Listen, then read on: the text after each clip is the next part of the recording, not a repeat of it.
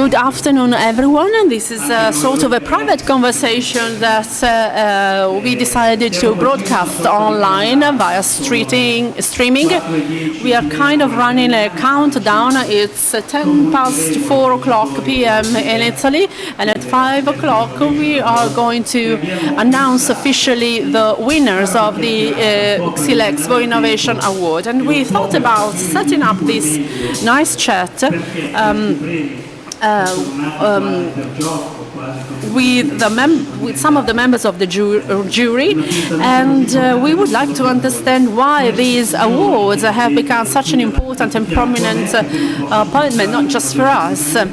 I have 6 out of the 8 members of the jury sitting here with me, and well, there is an announcement made by the exhibition center. However, these guys are sitting next to me are really the real protagonists of this event. With their votes, they decided the winners of the 5 award categories that we have organized for this year. There is going to be a traditional award for finishing processes, painting, coating, then an award for solid woodworking, an award for panel woodworking, and these are the traditional awards. I think it's the 4th time, the 4th edition of the XIA Awards. It should have been the 5th one, but as a matter of fact, it is the 4th one. And this year we've added 2 additional award categories. One is dedicated to digitalization, anything that brought an evolution towards the so-called Industry 4.0, a kind of a blurry definition. And the 5th category will be sustainability, a sustainability award, a very controversial topic. Sometimes we pretend we are sustainable, and some other times we are really working in sustainable manners. So 5 award categories, and this year we're going to announce just the winner, the number 1, the winner. So we only assign 1 award, so there are no second-ranked or third-ranked applicants. No specific mentions, except for those that have characterized the products of these first 3 exhibition days. And this panel of jurors will now tell us how they experienced their roles as jurors. I will start by giving the floor to the president of the jury. How did you feel about it? What did you like? What didn't you like? What was your last thought last night before getting to sleep? Well, first of all, thank you and good afternoon, everyone. So what are my feelings? What did I think? Well, aside from being honored as a member of this distinguished jury, they are all friends of mine, and my thought is this: from a general point of view, the things that have been presented here at the exhibition, solutions and innovations, are definitely fulfilling the purpose of the award. From an organizational point of view, I think that companies have actually come to this exhibition and presented novelties. I think this is a first and important accomplishment. I would also like to stress the point that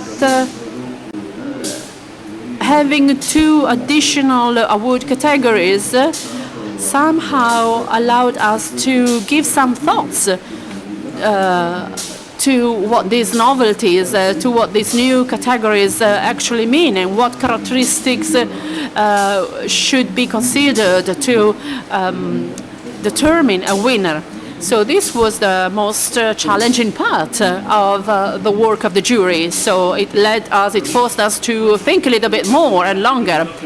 I forgot to introduce you officially because I take it for granted that everybody knows you.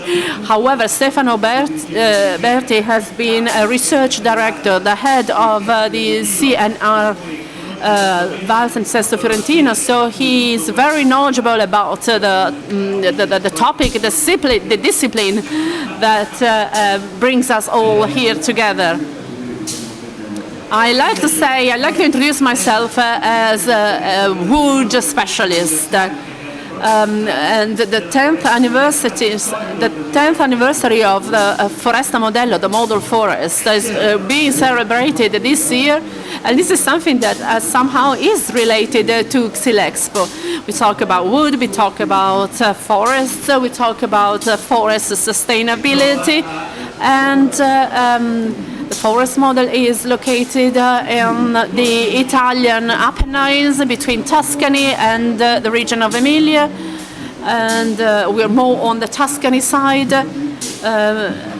and very close to Florence. It's located on one of the hills surrounding Florence. So I would like to invite you to visit us, to pay us a visit, and also to follow us on our website. And Foresta Modello is the name of the website, and you can find more information about what we do on our website. So I mentioned sustainability, new award categories. I am accustomed to rating and assessing the proposals, and we all appreciated as a jury that all the things we have assessed were able to come to terms with some of the most demanding aspects and requirements of today's life. And they have to do with the effort. They are all committed to preserving resources and preserving resources in their widest and broadest meaning. You preserving human resources to natural resources. Well, it's about time to do that. Yes, we now have to speed up a little bit in this respect, the preservation of human resources and other resources. I think this was one of the aspects that made us all happy. So being able to appreciate this care, this attention for people. The buzzword nowadays is energy saving, but this is strongly connected with other resources too. Let's now give the floor to our international, let's say, guest, Professor Friedrich Scholz. He is highly renowned in the international arena for his competencies and responsibilities at Rosenheim Institute, where he played a prominent role for dozens of years. And he has been with us since the very beginning of this award competition. So, from your perspective, what level of performances and innovation did you notice this year? Thank you for giving me the floor. I hopefully played my part very well. I'm very happy that this exhibition and this event was actually took place. Because I remember it was moved in the calendar of the exhibitions. It was first scheduled in spring, and then we had to move it move it on by 6 months. And during this amount of time, I wasn't even certain and sure that the exhibition Xylexpo could take place. We are all living very uncertain times and troubled times. And so, first of all, I'm very happy that Xylexpo 2022 could finally take place. We've seen some major innovations. It's not just an exhibition where anybody is present and attending, as it happened in the past, but yesterday, for example, but we could appreciate that major progress and development was made. For 4 years, we haven't been able to see anyone of us, any of the exhibitors. We could not meet for almost 4 years. So what we were able to physically see here and the people we were able to meet again here was really amazing. How about technologies? What do you think of the exhibition level? Is there a good technology level? Is there interest for innovative solutions? Well, it's a mixture, I would say. There is always a mixture between a mixture of trends that move forward. We have appreciated also some major quality leaps in technology advancement. This is certainly important. And I think these quality leaps will characterize the upcoming years. So did you have a feeling that there are things and innovations that can even go beyond the next few years? Some innovation leaps in woodworking. For the past few years, we haven't seen a lot of innovation. Is there anything that it's really brand new, greatly new? Have you witnessed any desire to bring about greater innovation? Yes, but I think the major effect is all the new developments, innovative developments that are continuously and steadily brought forward at a certain constant pace, and ultimately they will end up implementing real innovation. For example, digitalization is something that the entire technology feels the impact of. So innovation is greatly impacted by digitalization, even though we don't see huge leaps forward, still represent an exception.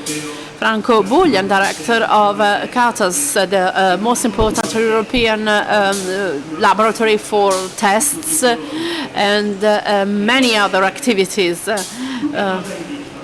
So, Franco, what did you like? What didn't you like in these 3 days of XILEXPO exhibition? Well, first of all, thank you for calling us young boys of the jury. It's always a pleasure to be called a young boy at my age. So I will somehow echo what the other colleagues just discussed. These innovation or technology leaps are hard to complete. We are all tending towards extreme specialization.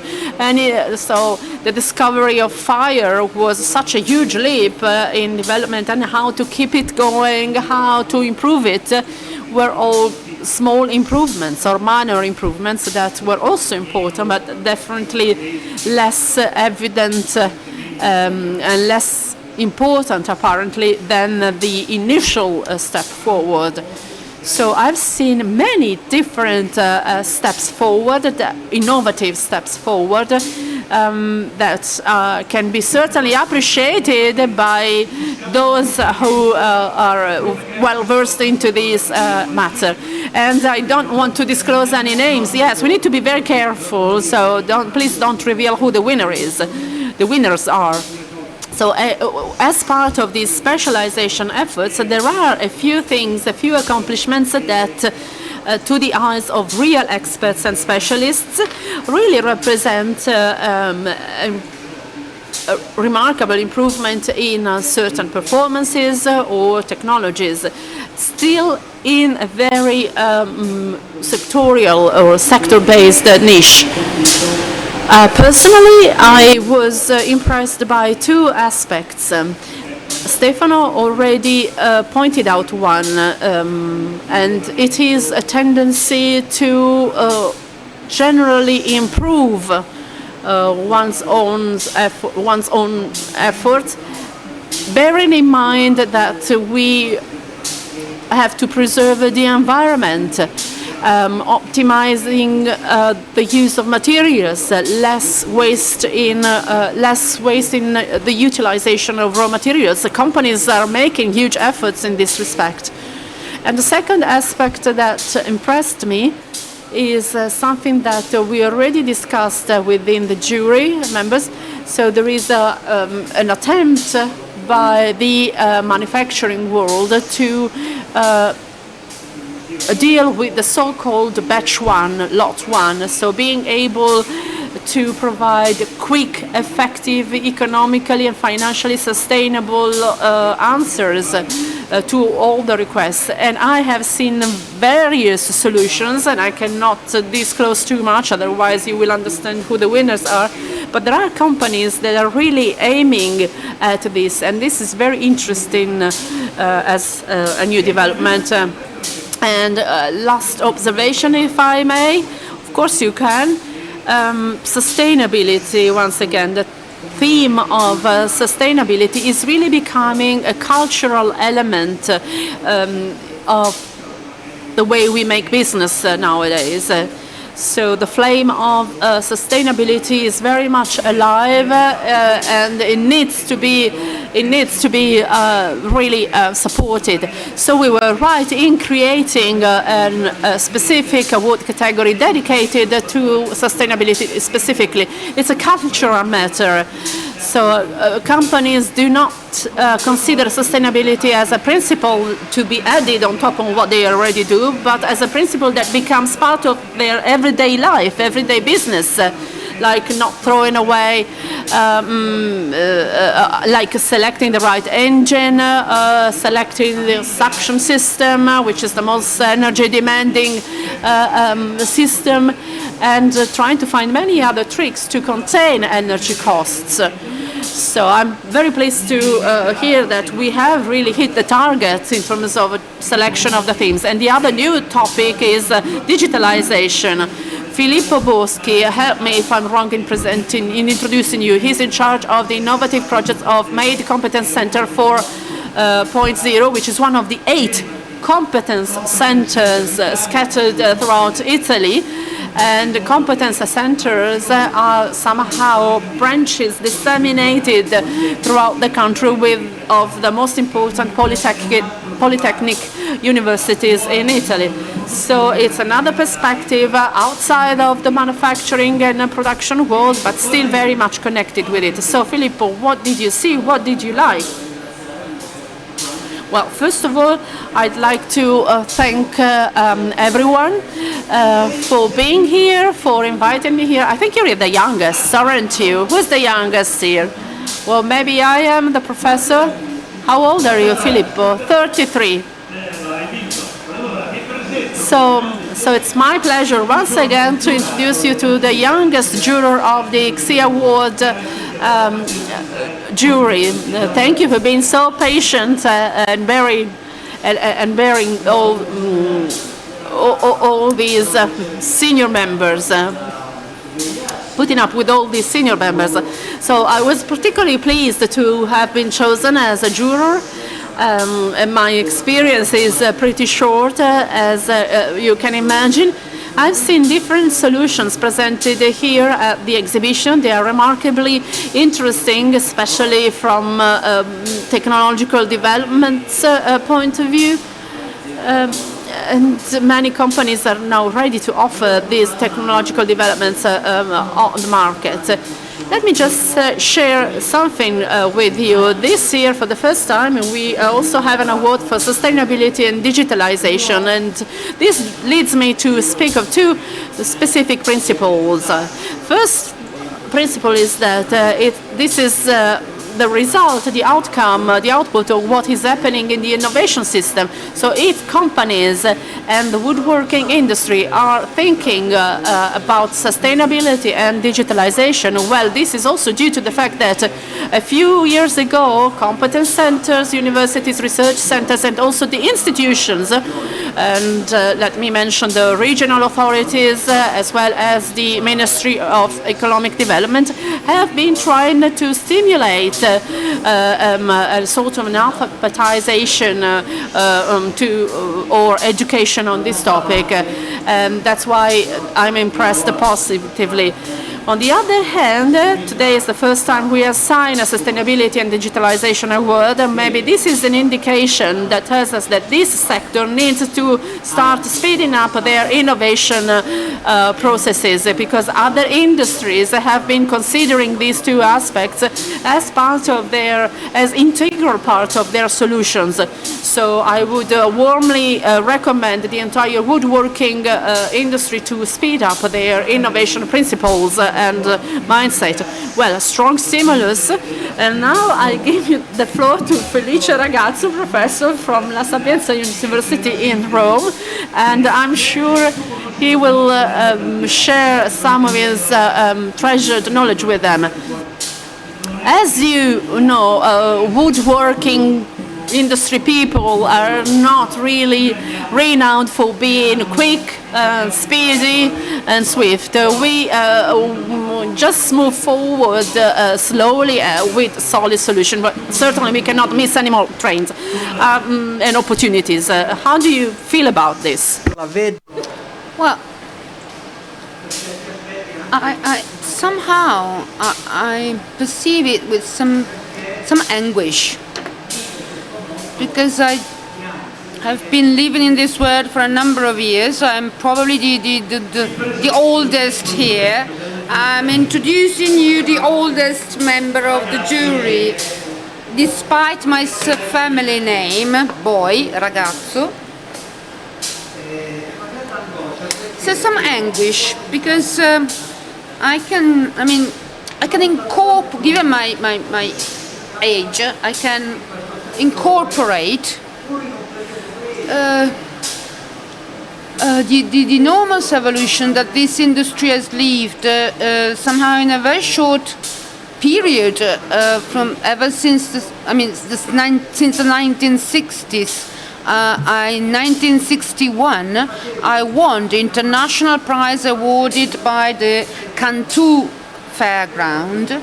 I was making packaging with plastic, and they would contain air. They had a pneumatic effect. And I was 19 years old only. And this just to tell you how handicrafts can reach a very high level.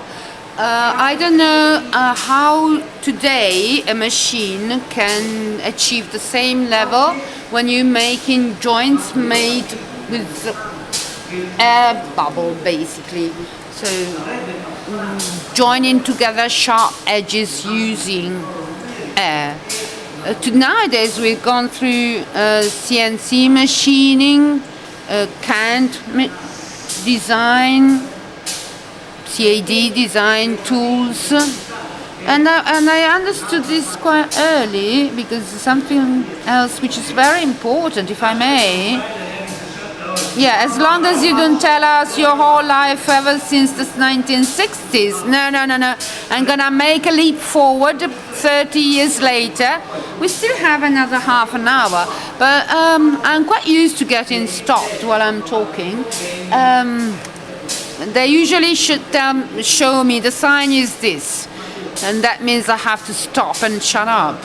But I don't bother. I know I'm quite talkative, and as I was saying, I was the first to make. And it was a very important exhibition. The architecture work of Leon Battista Alberti, the founder of the Renaissance, and I was the first to realize wooden models using CNC machinery.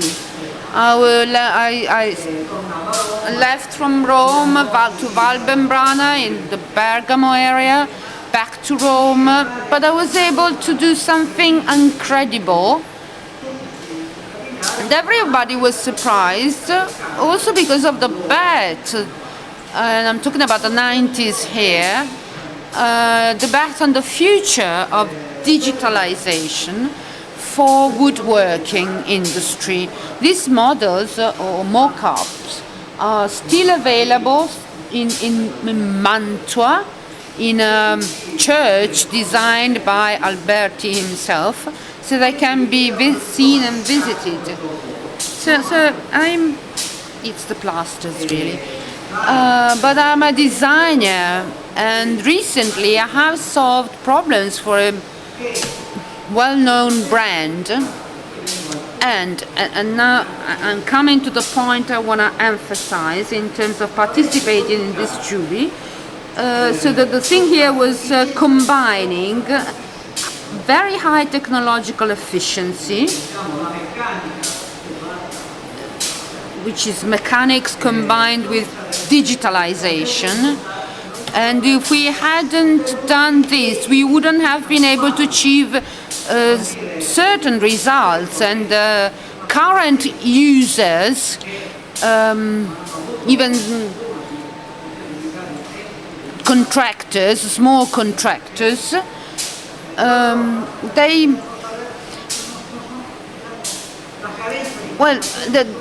lack of structural education, conceptual education, not on-the-job training. Conceptual education prevents people from making the leap forward. And now I'm coming to the point why I am here and how I am here. I accepted this invitation. I think I was one of the first to participate in this prize and jury, but please do talk into the mic. And so I took on this role with a big sense of responsibility, because the problem I'm dealing with nowadays, and Bullion has already hinted to this somehow, and Filippo too, but when he mentioned that this year both digitalization and sustainability, well, I was wondering, what can this mean? Not only from a technological standpoint, but also from the standpoint of the deepest values, content values, the immaterial values, the ones that you can't weigh and touch. When we talk about information, for instance, to explain the choices made by us jurors when we identified what that future can be, and above all, what those values can be to focus on in order to make the quality leap forward. And I have to say, and I'm going to close here, when participating in the meetings of the jury here, I was totally at ease with my colleagues, because, well, actually, I've known some of them since forever, also due to our age, the president in particular, since those famous 1960s, but also with Professor Goli, they're probably going to talk right after me. We've known each other when we attended the Wood Science Hub in Florence, and so I'm quite. So I started off from Rome to come to Milan, all the uncertainty, and all the everything is eased and quietened down. So you started out with the anxiety of riding a bicycle from Rome to Milan, whereas here you find, well, so Milan is not so terrible as everybody says. Well, this is the impression I wanted to express, this issue. Well, we don't have to award a prize to somebody that does the most exclusive thing. Yes, certainly. Most innovative, yes. Most technological advanced, yes. But the judgment also includes the concept of value, which is very important to me, and that we have to convey somehow, manage, organize, enhance. Also because sitting next to you we have Giacomo Goli, who was our most direct interlocutor. He is a professor at the University of Florence. Then you know I'm old and I forget a lot of things, but he was our speaker earlier this afternoon, talking about wood and wood tools. But he has also been our partner in launching our education project that we developed based on a study conducted by CATAS to involve high school students in this in the world of woodworking industry, and to bring them here at the fairground like Xylexpo to show them what the environment can be. Well, they might be working in the future. And the first stimulus in this direction was grasped by all of us, including Franco Bullion. The result is this. For the first time here at Xylexpo, we have launched our education project, about approximately 25 bus with the high school students coming from, I cannot say that all over the country, but for far and wide, at least half of the country.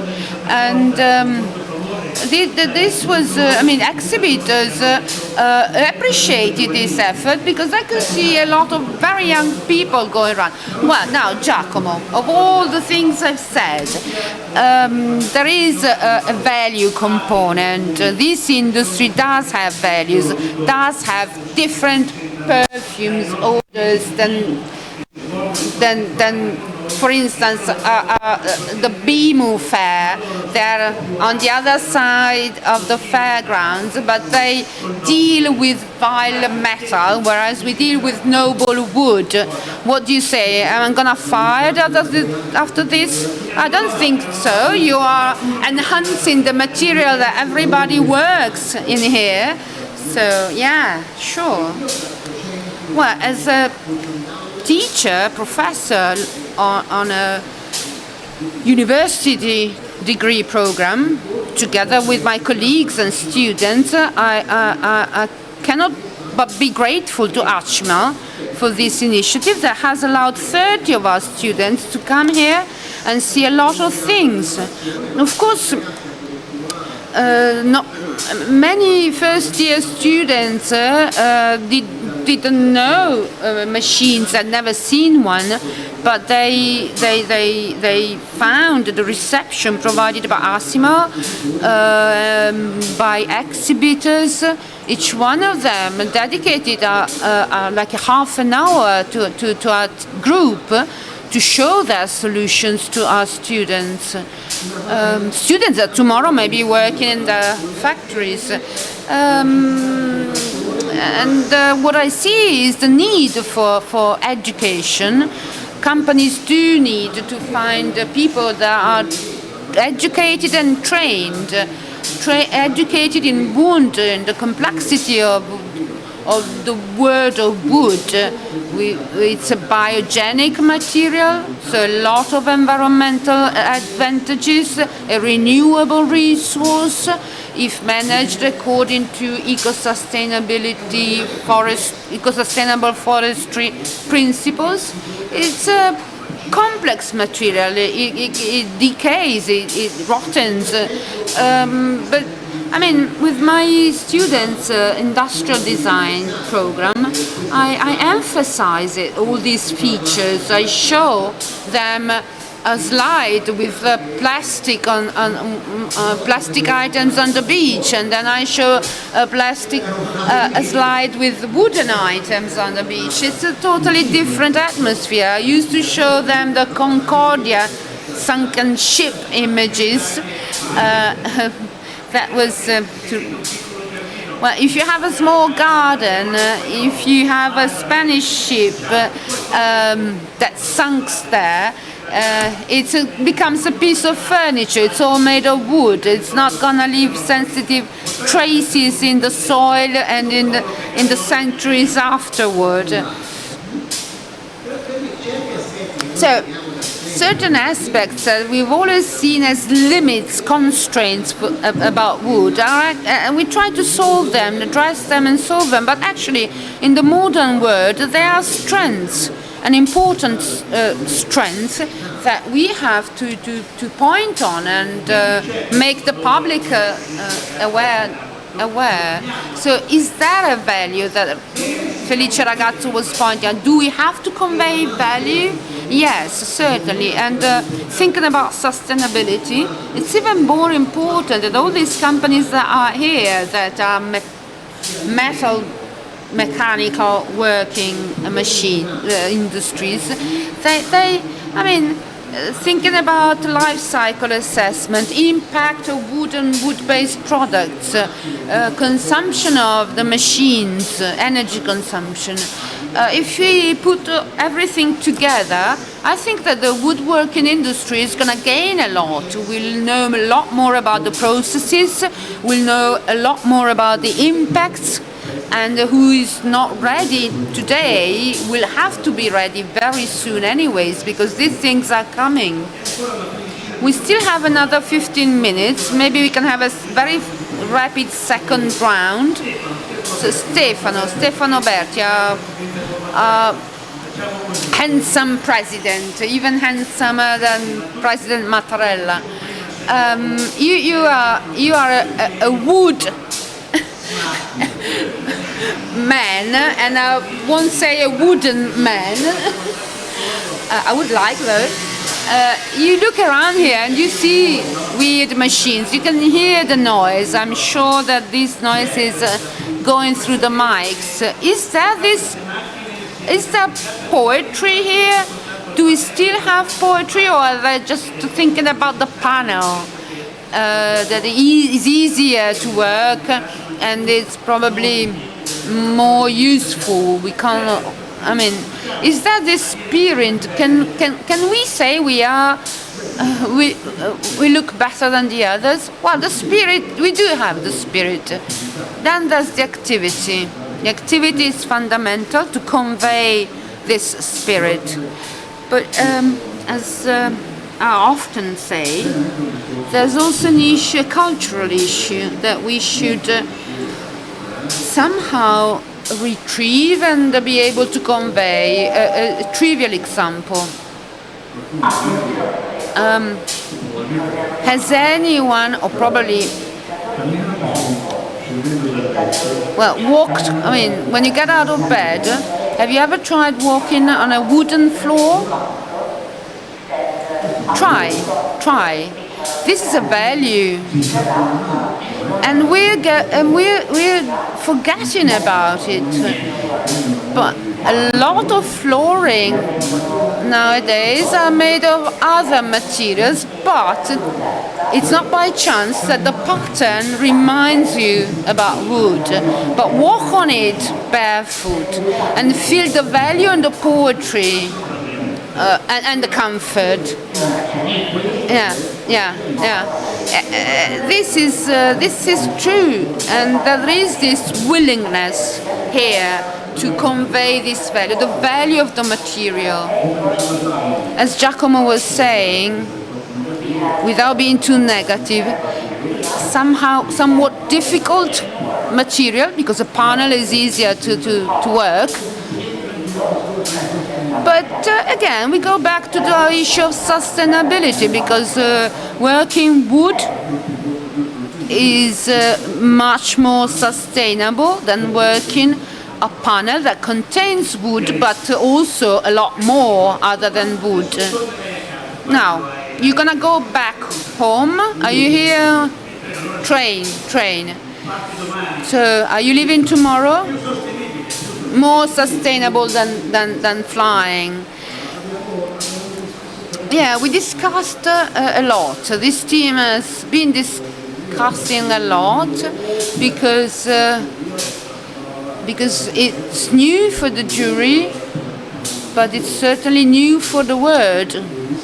I think we've seen, especially during summer, we've seen the importance of climate and the contribution of wood that could be present, because everybody talks about the role of trees to decrease the content, the carbon content in the atmosphere, but so far I'm not quite sure that there's more wood being burnt than planted. So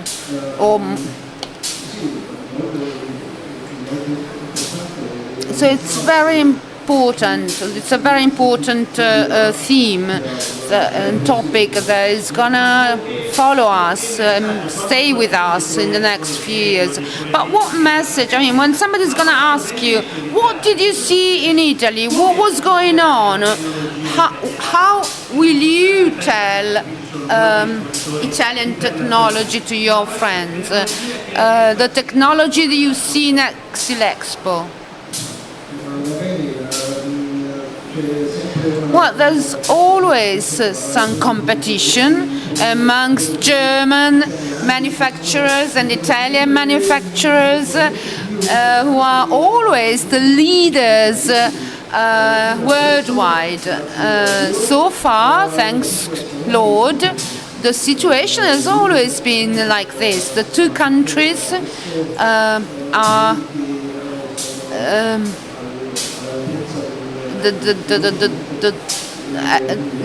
leading in technological development as well. I've seen a lot at this fair. For sure, the Italians are always the ones who present the most important, the most impressive developments. I would say it's 50-50.